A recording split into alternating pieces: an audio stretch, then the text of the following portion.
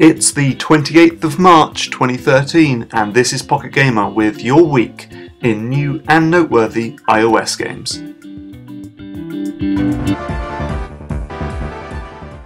iPad-only Dungeon Hearts is another take on the RPG meets Match 3 puzzler idea that we've seen in games like Puzzle Quest and 10 Billion, only this time it's more Final Fantasy than Dungeons & Dragons.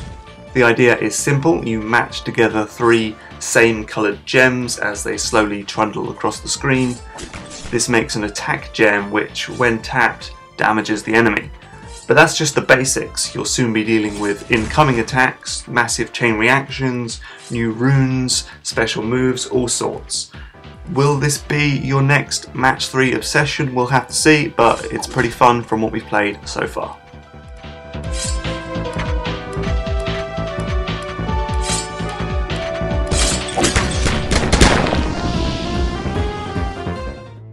I could get the light stick back, but there are more in the bathroom.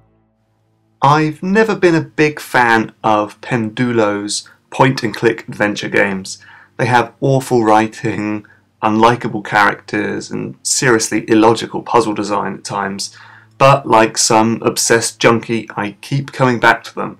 So this week I played and completed Runaway: A Twist of Fate, the first half of the final game in the Runaway trilogy. As usual, it's got an exciting story with murder and hospital breakouts and mimes, but it also has poor writing, lame comedy, and puzzles that just aren't designed very well. Add in a few bugs, add in some pixel hunting, and you've got one sorry point and click. I say skip this one.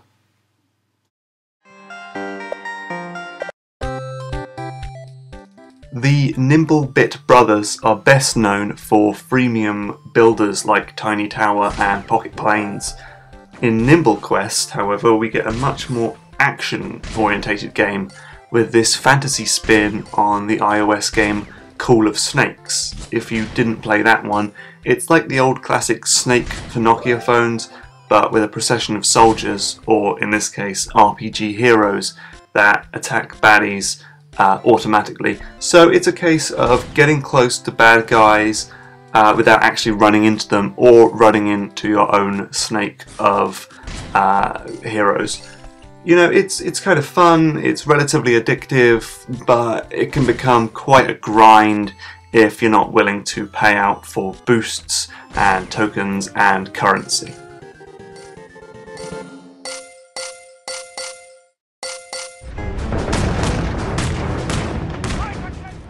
Frontline Commando is, like many glue games, an interesting idea that has been spoiled by aggressive free-to-play tactics. So it's a shooter that gets around the tricky problem of touchscreen controls by keeping you stuck in one place behind cover, and that allows you to focus on aiming and shooting Nazis, as well as lobbing grenades, changing weapons, manning mounted machine guns, calling in airstrikes. There's a lot going on, but then you'll try to throw a grenade and Glue will ask you for £3, or you'll find that your rifle is really inaccurate, can't hit a thing, and the gun that Glue recommends you use costs a £5, that sort of thing. So it's got these cool endless running type scenario bits in it as well. There's a lot going on, it looks good, but you're gonna get harangued if you're not willing to pay up.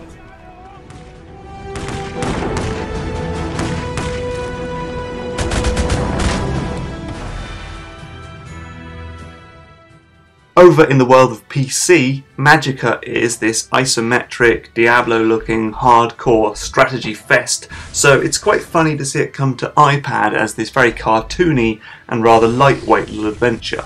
Basically, you tap on these magic runes to set up spells, then tap on enemies or yourself to use them.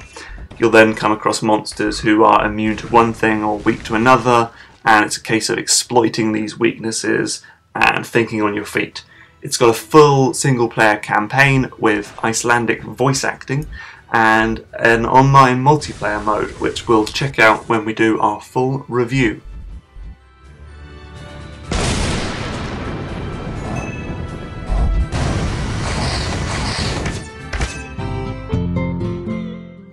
Another point-and-click adventure now. Must be my birthday or something.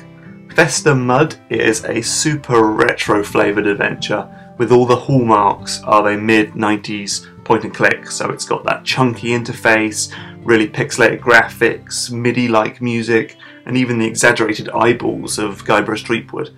All in all, it does a pretty damn good job of emulating games like Monkey Island and Space Quest.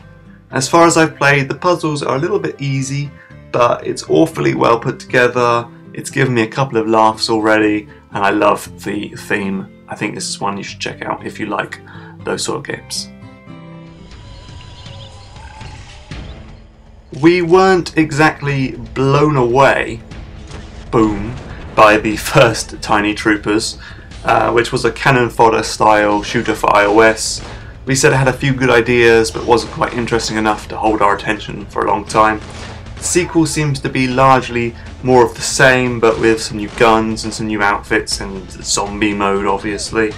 Oh, and like every Chillingo game now, it has a lot of in-app purchases, so that 69p price tag might not look so cheap when you start getting bombarded with new things and abilities and whatnot to buy.